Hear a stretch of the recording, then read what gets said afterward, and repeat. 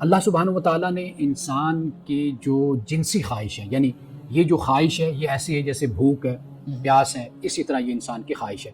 اللہ سبحانہ و تعالیٰ انسان کا خالق ہے، وہ مالک ہے، وہ جانتا ہے کہ میرے بندے کی، میرے اس مخلوق کی کیا کیا خواہش ہے جو میں نے اس کو دی ہے، تو اس نے اس کے مطابق اس کا انتظام بھی کر دیا ہے۔ صحیح۔ یعنی جیسے انسان کو حکم دیا کہ تجھے بھوک لگتی ہے، تجھے پیاس لگتی ہے، تو تیرے لیے حلال رزق میں نے دنیا میں پیدا کر دیا، تم حرام کی طرف نہ جاؤ، حلال کی طرف آؤ۔ قرآن پاک میں بار بار اس کی تائید کر دی گئی۔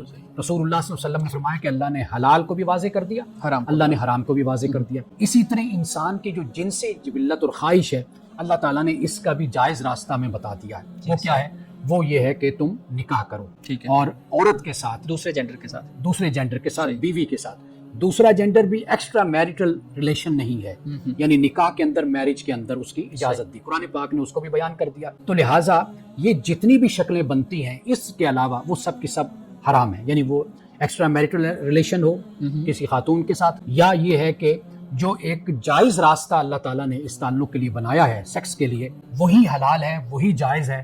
باقی اس کے علاوہ کوئی بھی راستہ کوئی اختیار کیا جاتا ہے، چاہے وہ امرت پرستی کی صورت میں ہو، کسی لڑکے کے ساتھ، مرد کا مرد کے ساتھ، یا بے شک کسی عورت کے ساتھ یا اپنی بیوی کے ساتھ بھی، وہ جو غیر فطری طریقہ ہے اور اللہ تعالیٰ کے حکم کے خلاف ہے اور جس کو اللہ نے منع فرمایا، وہ سب ناجائز اور حرام ہے۔ صرف جو جائز ہے وہ اللہ تعالیٰ نے انسان کے لیے بیوی کی صورت میں اور نکاح کی صورت میں فرمایا۔